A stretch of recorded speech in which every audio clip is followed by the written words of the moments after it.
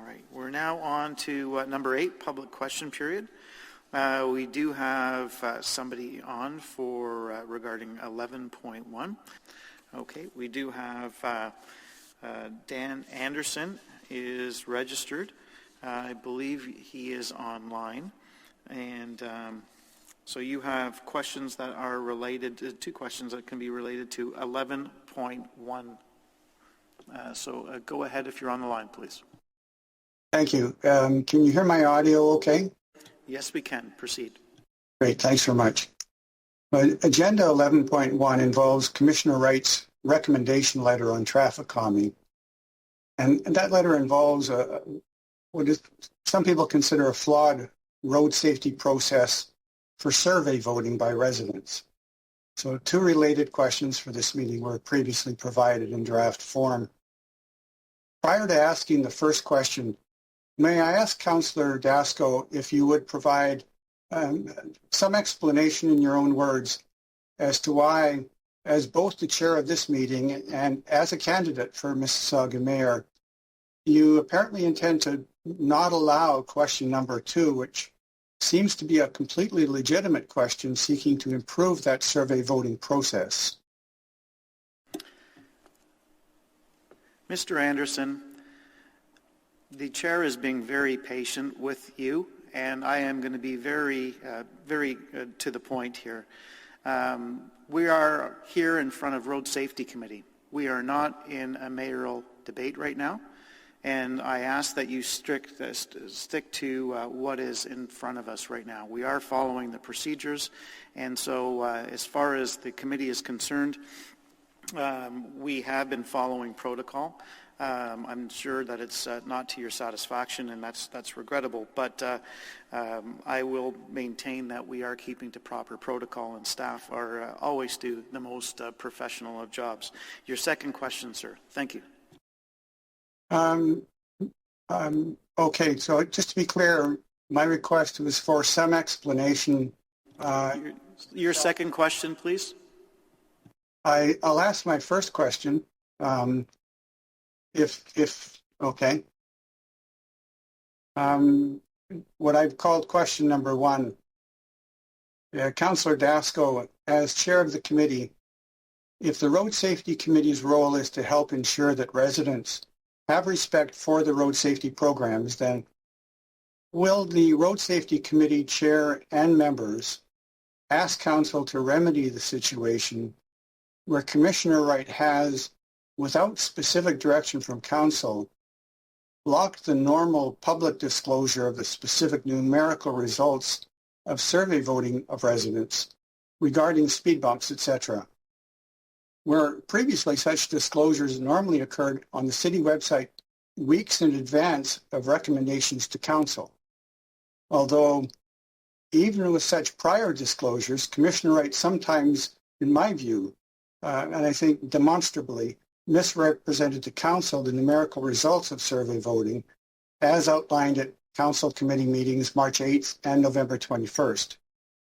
And specific to the Agenda 11.1 survey voting of residents, will you, as chair and the committee, ask Road Safety to belatedly include, I guess after the fact now, I haven't seen it as yet, as part of the April 30th agenda materials, the actual numerical specifics of the survey vote results related to the various roadways on item 11.1 in the manner that previously requested.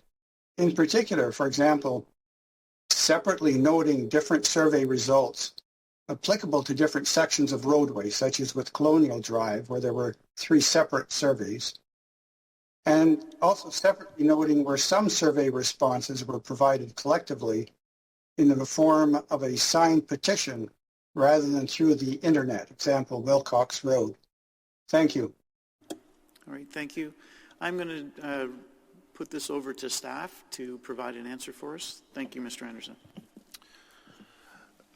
Thank you, through the chair. I just wanted to first note that item 11.1 on today's agenda is for information purposes only. The 2024 traffic calming program report has been before council approved, and the recommendations by staff have been adopted.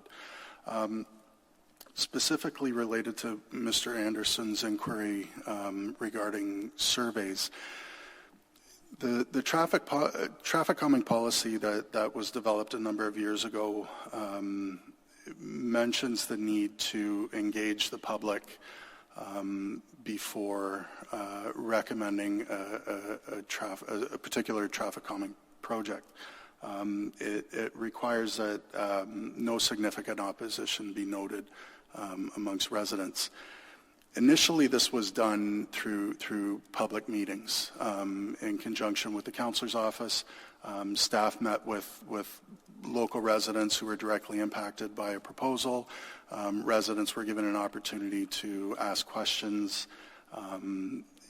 discuss the project, and leave comments, which staff then addressed. It was only as a result of COVID and those public gathering restrictions that we moved to an online survey process.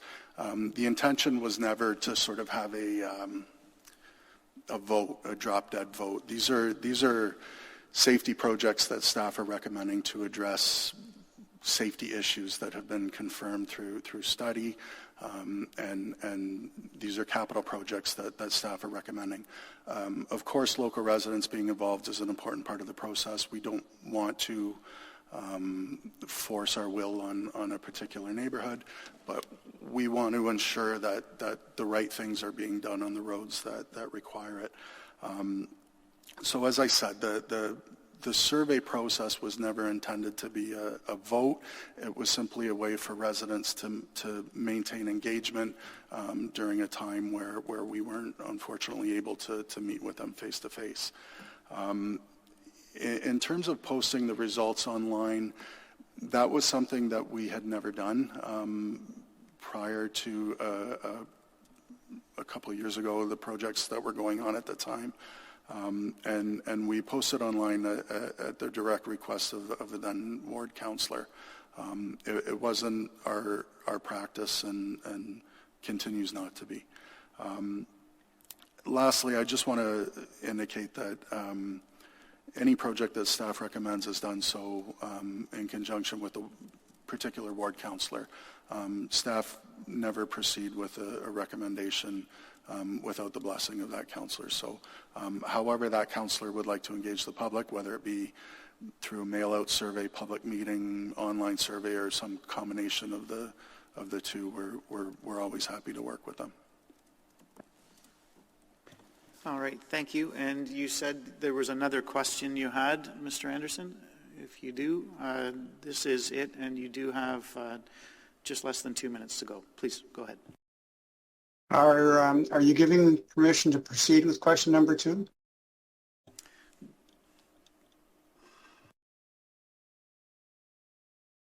Hello? Yeah, you can proceed with question number 2, provided that it is on the agenda.